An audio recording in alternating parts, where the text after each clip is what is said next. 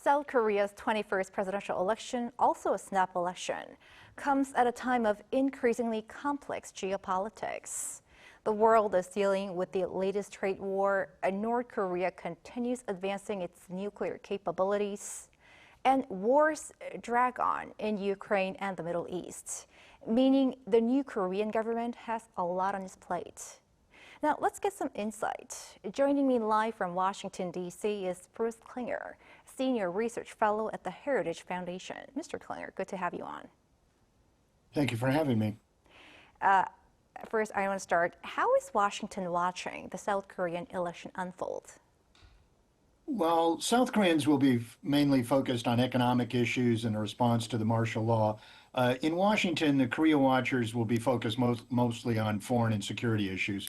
And I think the main issue, now that we know that Lee Jae-myung is projected to win, will be whether his tack to the center during the campaign was a real reorientation of the party or whether it was just a rebranding of himself and the party.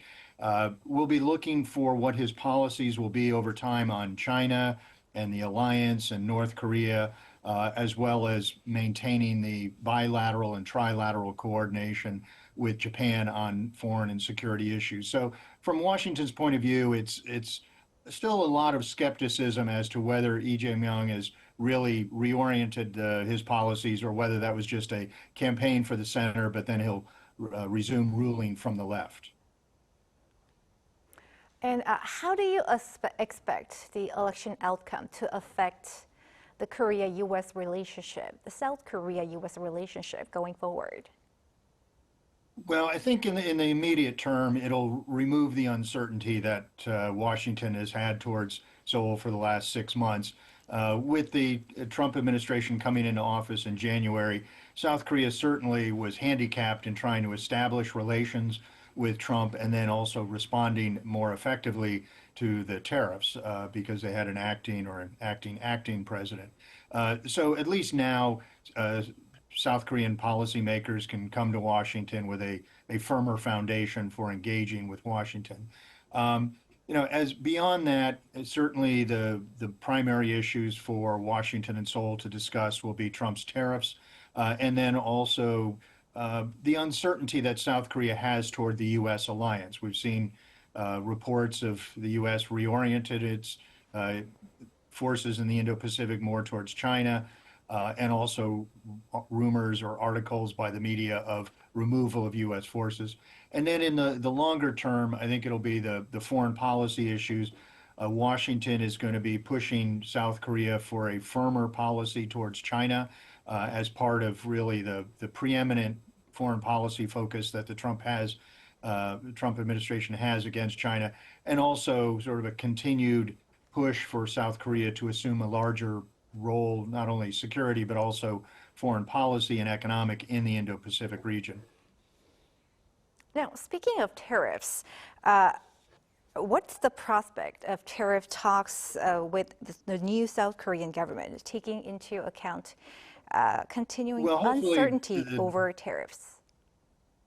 Well, hopefully, very strong prospects for quick talks, because the July deadline that Trump has imposed, certainly doesn't give the new South Korean government much chance to get prepared, although I'm sure there was some preparations before the election. But perhaps Trump could postpone those tariffs for more time to give the new government time to prepare. But we've seen that the tariffs, they're arbitrary, they're unpredictable, and according to some U.S. courts, unconstitutional. But certainly they're having a very big impact on South Korea and other nations. And so what South Korea needs to do is first point out the errors in some of President Trump's statements when he said that South Korea's tariffs are 4 times those that the U.S. has imposed. That's incorrect. Instead of 14%, as Trump claims, they're less than 1%. Also, South Korea should point out both its past and its current contributions, investments in the United States, and how many jobs in America that has created, and also point out the future potential for even more investments, more economic cooperation and coordination. and then highlight that all of that is threatened by Trump's tariffs, and which would include the coordination that we're foreseeing between the U.S. and South Korea on shipbuilding and other defense cooperation. So the Lee Jae-myung administration is going to have to hit the ground running and try to overturn or reduce these tariffs that Trump has imposed. So we're going to have to see. And let's talk more about the security and alliance front. So what are the tasks facing the new South Korean government, considering the Trump administration's diplomatic approach when it comes to the bilateral alliance that has lasted for over 70 years, involving issues like the U.S. troops in Korea and the allies' defense cost sharing? There are a lot of challenges.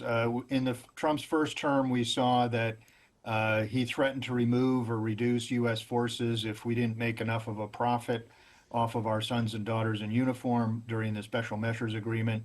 And clearly, he had a more transactional view of alliances rather than the traditional bipartisan U.S. view of alliances as being in our strategic interests and based on common values and principles and objectives. So since Mr. Trump left office, he's continued statements saying that South Korea should contribute more, not only to its own defense, a higher percentage of GDP towards defense spending, but also a higher contribution to offset the cost of U.S. forces in Korea.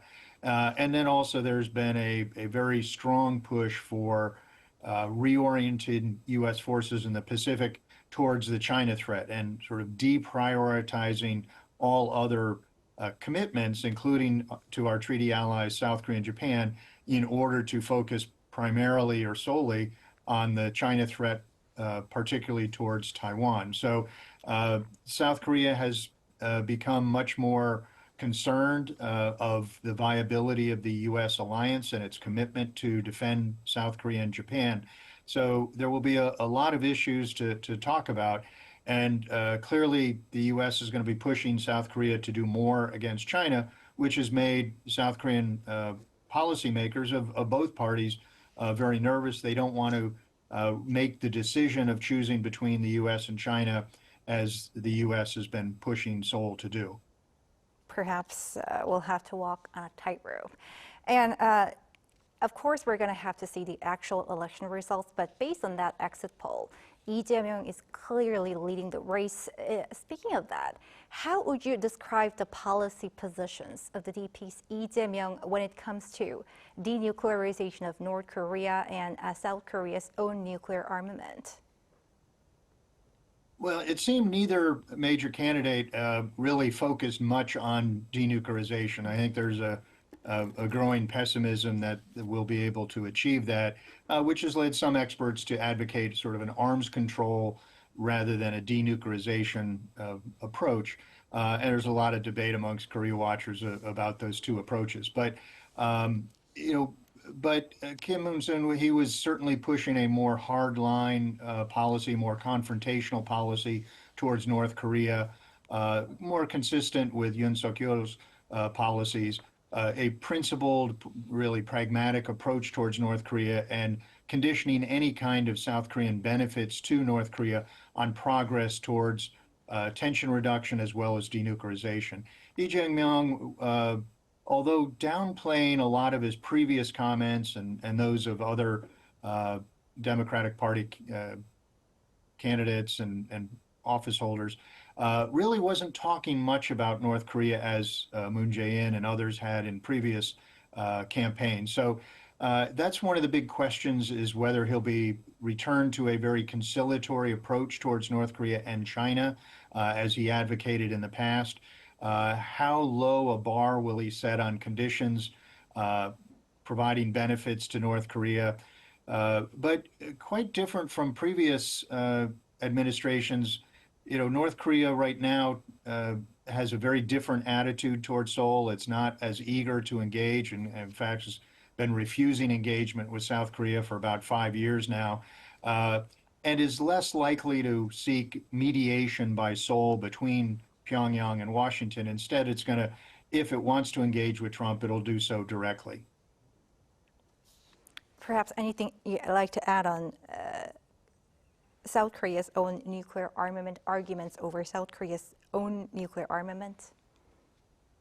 Well, I think the polls that repeatedly show 70% of South Koreans are in favor, I think those are a bit misleading. Those usually are just a binary question of should South Korea have nuclear weapons? Yes, no. And so there's usually a very high positive response. When you have polls that actually get into some, but not even all, of the consequences, the numbers go down dramatically, sometimes into the high 30s. And none of those point out some of the consequences of South Korea losing access to fissile material from the International Suppliers Group, et cetera.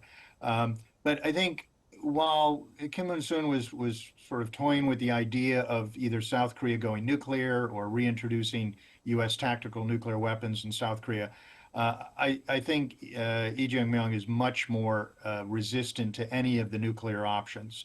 So I don't think he will be advocating either South Korea going nuclear or reintroducing U.S. nuclear weapons onto the peninsula, or a nuclear sharing arrangement as some U.S. NATO allies have. So I think now the DP is more open to civilian nuclear energy, either maintaining the existing civilian nuclear reactors and perhaps even being open to the idea of additional reactors, and maybe going to nuclear latency, which is increasing sort of the uranium levels that South Korean fissile material has, bringing it closer towards a nuclear capacity, but below an actual nuclear capability. And Mr. Klingner, before I let you go, two major wars are happening in the world. And the North Korea issue may not be a pressing concern for the Trump administration, but President Trump previously did signal a possible dialogue with North Korea's Kim Jong-un after re-entering the White House. So what is the chance of another Trump-Kim meeting? And what are the chances of South Korea being bypassed over the course of the dialogue? Well, I think there's a high likelihood that in the next 4 years, there could be another U.S.-North Korea summit. Trump clearly has been focused primarily on sort of domestic issues and economic issues, which is what any new president usually does. Those are the topics that got him elected. As you point out, when he's focused on foreign policy, it's been Russia, Ukraine, and the Middle East. And neither of those have brought the success that Trump apparently thought he would get quickly. So at some point, he may see North Korea as perhaps the easy issue, where he may get a foreign policy success or a Nobel Peace Prize, although obviously in the past we've always seen North Korea as one of the harder issues to solve. But I think any kind of engagement between the U.S. and North Korea probably won't happen this year, although maybe there will be some groundwork laid. I think Trump will continue to focus on the other foreign policy and domestic issues. And Kim Jong-un seems reluctant right now to engage with South Korea or the U.S. He's gaining a lot more benefits from Russia than he ever could get from the United States, and with no conditions. And also, as many experts point out, he likely wants to complete his 5-year military strategic plan that he announced in January 2021 with tactical nuclear weapons, nuclear-powered submarines, et cetera. So I think neither Washington nor the Pyongyang will be interested in re-engaging until perhaps early next year. And then, whether Trump engages on broader nuclear, denuclearization, or arms control issues, or might be more amenable to North Korea outreach on an end of war declaration, which would seem like a great accomplishment, but would actually do nothing to change the North Korean threat to South Korea and the surrounding areas. Right, that's very interesting. Bruce Klingner, Senior Research Fellow at the Heritage Foundation, thank you for your insights. Thank you for having me.